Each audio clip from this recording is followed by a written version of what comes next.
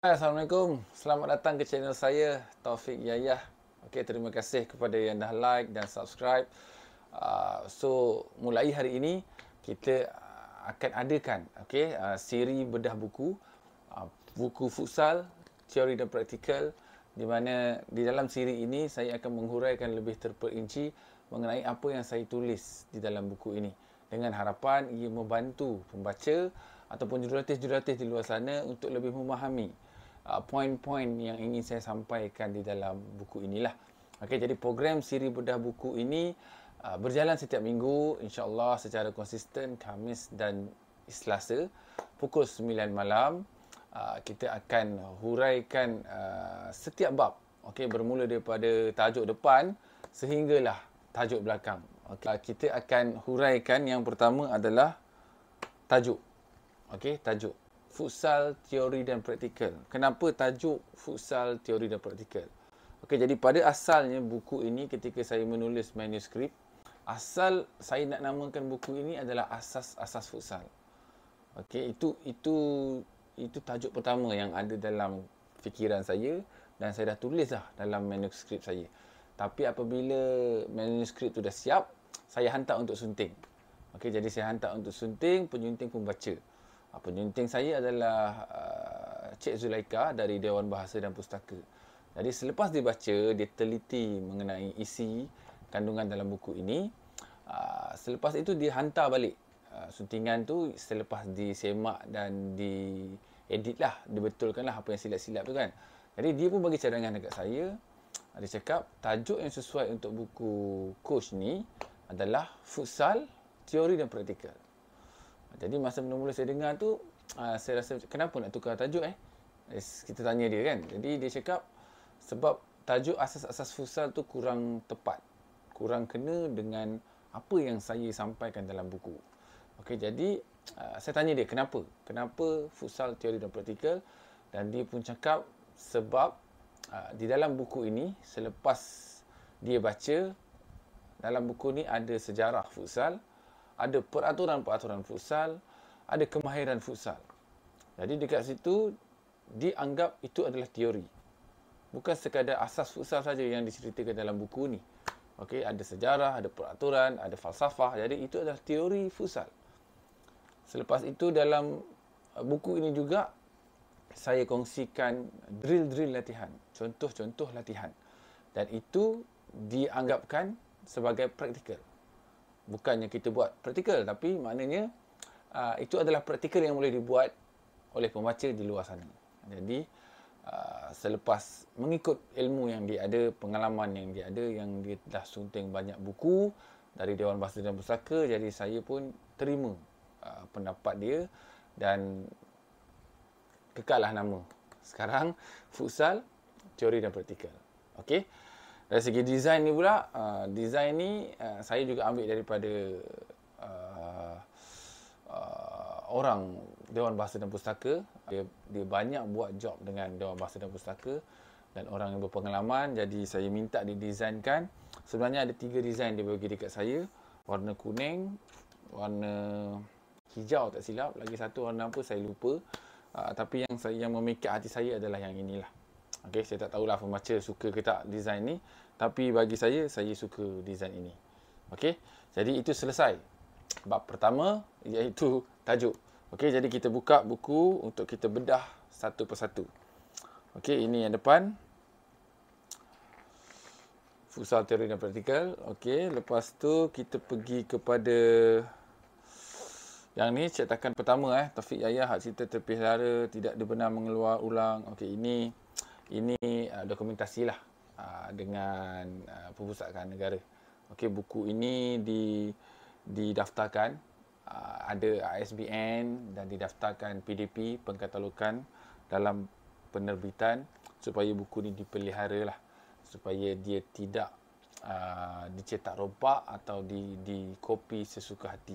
Jika ada rakan-rakan yang ingin menulis buku satu hari nanti, saya nasihatkan daftar secara proper dengan ISBN dan buat PDP.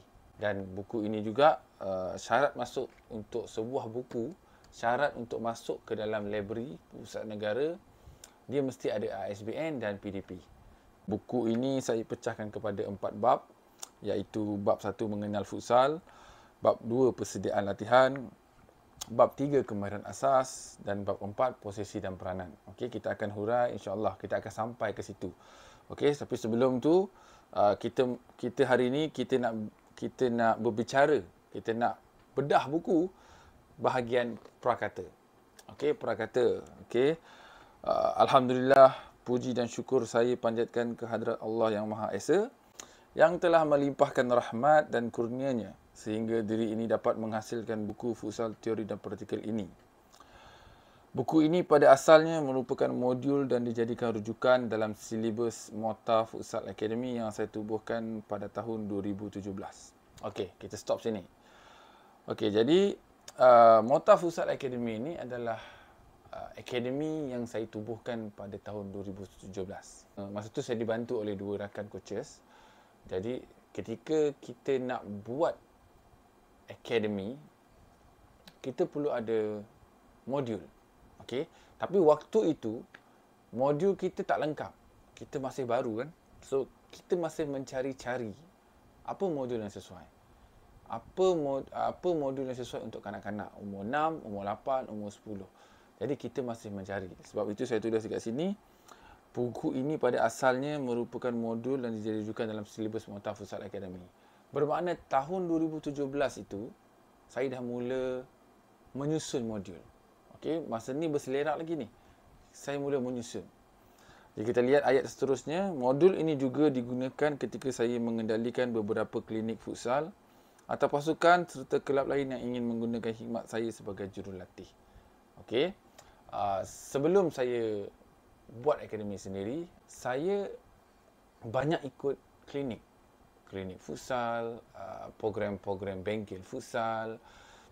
Ada klinik yang saya jadi assist, pembantu. Ada klinik yang saya dipertanggungjawab untuk menjadi ketua jurulatih. Jadi bila ketua jurulatih ni kita kena cipta program. Okey, untuk assistant follow dan players buat.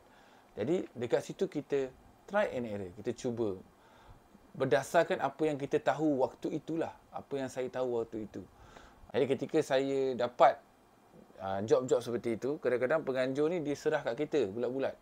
Taufik buatlah berdasarkan apa yang awak tahu dan pengalaman. Jadi kita plan something. Saya pernah dipanggil untuk jadi coach di klinik Milo, program Milo, dan pernah juga dipertanggungjawab oleh technical director ketika itu untuk saya mereka modul untuk kegunaan klinik-klinik di Milo, untuk bantu dia untuk mereka modul. Dekat situ saya banyak belajar. Okey, apa yang saya tahu waktu itu, so saya tulis, saya simpan. Saya tulis, saya simpan lah. Tapi masa tu belum dibukukan lagi, masih berselerak. Okey. Jadi seterusnya, modul latihan di dalam buku ini mula diusahakan pada tahun 2016. Seperti yang saya cakap tadi lah, 2017 saya tubuh akademi.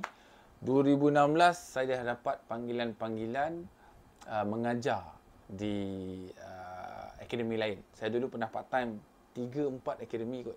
Saya pernah part time. Jadi saya dipanggil, ada akademi yang panggil saya sebagai assist, program dia dah bagi. Ada akademi yang saya dipanggil untuk head, untuk bawa bawah 8, bawah 12. Ada juga saya dipanggil untuk klinik, untuk bengkel atau untuk sharing session ke apa. So benda tu memaksa saya untuk mereka modul untuk dipersembahkan di dalam latihan lah. Okey, jadi mungkin sebab minat saya simpan benda tu. Okey, selepas tu saya sambung. Hasil pengalaman melebihi 15 tahun dalam sukan futsal ini sebagai seorang pemain, jurulatih, pengurus di akademi dan ditambah juga dengan cadangan membina daripada rakan jurulatih, modulnya diperdalam. Ini yang saya cakap tadi. 2016 saya start, saya tulis. 2017 saya tubuh akademi. Akademi Mota ni setiap tahun, setiap bulan kita ada meeting yang kecil dan setiap tahun kita ada bengkel, iaitu perbincangan dengan jurulatih di dalam akademi. Yang ketua lah, yang lead coach lah. Jadi, saya akan panggil untuk bengkel. Dekat situ kita akan bincang dan tambah baik. Apa yang kita dah buat. Ini training kita yang kita pegang tahun ni. So apa yang sesuai, apa yang tak sesuai. Rasanya ni tak sesuai lah coach. So kita out yang ni, kita masuk yang ini. Rasanya structure ni tak cun. Kita buang yang ini, kita masuk yang ini. So itulah maksudnya yang saya tulis dalam ini, modulnya diperdalam. Diperdalam dan diperkemas sedikit demi sedikit sehinggalah muncul dalam bentuk yang berada di tangan anda ketika ini. Kita beralih kepada section yang seterusnya, iaitu niat dan objektif. Okey. Jadi niat utama saya ketika menghasilkan buku ini adalah untuk memperkemas pengetahuan saya sendiri dalam sukan futsal ini. Okey, ini tujuan saya yang asal. Yang bukan yang pertama, ini tujuan saya. Tujuan saya simpan. Saya setiap kali training saya akan lakar. Dan selepas training saya akan simpan dan saya akan postmortem sendiri. Benda ni bagus atau tak. Lepas tu saya simpan. Dan bila saya simpan, saya susun jadi sebuah buku. Tujuan saya adalah bila kita menulis, kita akan ingat balik. Dia umpama ulang kaji untuk kita. Okey, selepas beberapa tahun selepas tu saya dapat panggilan untuk bawa Pahang Rangers, Selangor Toss. Jadi kita dah lebih fokus kepada MPFL. Dan dah lama sangat kita tinggal latihan-latihan asas. Jadi bila kita menulis buku mengenai asas ni, jadi kita akan ingat balik. Kita akan buka balik file-file lama, kita tengok balik video lama. So dia bagus untuk saya ulang kaji. Saya ingat balik, okey, ini step dia untuk mengajar budak beginner. Ini step dia untuk mengajar budak yang bagus, yang intermediate. Dan ini step dia untuk ajar budak-budak yang advance. Itu sebagai contoh. Ini struktur yang sesuai di akademi. Jadi supaya saya tidak lupa. Bila saya dah pergi ke peringkat kebangsaan, kadang-kadang kita lupa cara-cara kita di akar umbi dulu. Jadi bila saya tulis balik buku ni, so ia membuatkan saya ingat balik dan membuatkan ia lebih kuat dan lekat di dalam minda saya lah. Okey, itu niat saya sebenarnya tulis buku ni. Saya tak nak benda tu hilang. Penulisan ini juga disokong dengan pengalaman, kajian dan bacaan saya terhadap buku-buku yang saya miliki. Okey, jadi buku yang saya tulis ni bukannya saya main hentam tulis. Okey, saya tulis adalah berdasarkan pengalaman saya sebagai pemain, sebagai jurulatih, pengurus. Okey, itu kajian yang saya buat dan bacaan saya lah terhadap buku-buku yang saya jadikan rujukan lah. So ketika saya menulis buku ini ada lebih kurang 5 atau 6 buku futsal yang saya baca dan saya rujuk. Okay. Lepas tu saya juga sedar bahawa ilmu pengetahuan atau bahan bacaan berbahasa Melayu mengenai futsal amat sukar untuk diperoleh. Ini saya rasa anda boleh bersetuju dengan saya. Okey, sebab ketika saya cari bahan rujukan, sangat sukar untuk cari bahan rujukan futsal dalam bahasa Melayu. Yang ada pun bahasa Indonesia lah, seakan-akan. Tapi untuk Malaysia, tiada. Okey. Malah, bahan pengajaran kursus kejurulatihan FAM, coaching grassroots dan AFC, futsal level 1 dan level 2 di Malaysia ini juga dalam bahasa Inggeris. Okey, ini memang hakikat lah. Di Malaysia, kita pergi kursus FAM coaching grassroots, akar umbi, dalam bahasa Inggeris. Okey, tak kisahlah bahasa Inggeris tu bahasa, orang cakap bahasa antarabangsa kan. Tapi ia memberi sedikit kesan sebenarnya kepada coach-coach yang bahasa Inggerisnya mungkin lemah. Mungkin dia tidak boleh memahami dengan cepat seperti orang yang lain yang faham.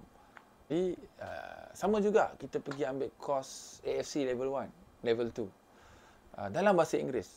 Okey, ada campur-campur bahasa Melayu tapi dia lebih banyak Inggeris lah, Melayu ni sikit. Saya tidak salahkan situ-situ. Cuma saya ambil itu sebagai solusi. Okey, saya cuba untuk membantu.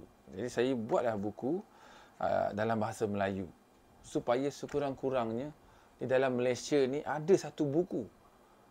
futsal berbahasa Melayu yang boleh dijadikan rujukan oleh jurulatih-jurulatih baru mungkin akan datang yang mencari material-material dalam bahasa Melayu. Bolehlah baca buku saya ni. InsyaAllah sedikit sebanyak boleh membantu. Oleh itu, saya berpendapat alangkah baiknya saya dapat berkongsi ilmu sebegini dalam bahasa Malaysia kepada semua pecinta futsal tanah air. Okey, itu saya punya niat dan objektif. Kita pergi seterusnya, okey, iaitu section terima kasih. Okey, saya ingin mengambil ruang ini untuk mengucapkan ribuan terima kasih kepada pihak-pihak yang membantu dalam proses penghasilan buku ini. Ramailah yang membantu di belakang tabir, bantu dari sokongan moral. Okey, yang pertamanya terima kasih kepada isteri saya Sharifah Nur Zuraini atas sokongan moral sepanjang penghasilan buku ini. Okey, bila kita nak buat buku ni banyak masa kita ambil. Banyak ruang kosong yang kita nak. Okey, jadi kita macam ada anak-anak, so isteri banyak support, dia jaga anak-anak masa kita cari ilham tu kan, bukan senang tu. Okey, so itulah sokongan moral penting tu, sangat penting. Lepas tu terima kasih juga kepada pihak Bubble Ceras sebab mereka sudi sponsor gelanggang masa kita shoot teknik-teknik asas dekat court futsal. Lepas tu Puan Nur Zulaikah binti Alan Zarmiza dari Dewan Bahasa selaku penyunting serta para jurulatih di Mota Academy yang banyak membantu. Terutamanya jurulatih Shazwan Razak yang banyak terlibat secara langsung sepanjang penghasilan buku ini. Okey, Coach Shazwan Razak ni adalah salah satu coach di dalam Mota Academy. Dia memang banyak terlibat lah di dalam penghasilan buku ini. Dia juga yang bertindak sebagai cameraman ketika kita shoot di Bubble. Dia juga banyak advice. Saya pun banyak tanya dia mengenai, dalam buku saya ni ada cerita mengenai asas penjaga gol. Jadi dia juga banyak advice dekat situ lah. Okey, dia banyak membantu. Tidak lupa juga saya ingin mengucapkan terima kasih kepada beberapa pemain Selangor Tod United dan beberapa bekas pemain saya ketika bersama pasukan UKMFT kumpulan 2018-2019. Okey. Muhammad Najmi, Muhammad Syukri dan Faiz Ilmi yang sudi membantu menjadi model gambar dalam buku ini. Akhir sekali, terima kasih kepada dua insan istimewa dalam hidup ini, iaitu ayahanda saya Yahya bin Elun dan Allahyarhamah ibu saya Zainab binti Enggon yang telah meninggal dunia pada hari Khamis bersamaan 22 November 2018. Semoga rohnya dicucuri rahmat. Amin. Setakat ini saya rasa untuk episod pertama kita berhenti di sini dulu. Dan di episod kedua kita akan sambung bab 1 mengenal futsal. Kita jumpa di episod akan datang. Jika ada soalan boleh letak di dalam komen. InsyaAllah saya akan jawab di episod akan datang. Sekian, terima kasih. Assalamualaikum warahmatullahi wabarakatuh.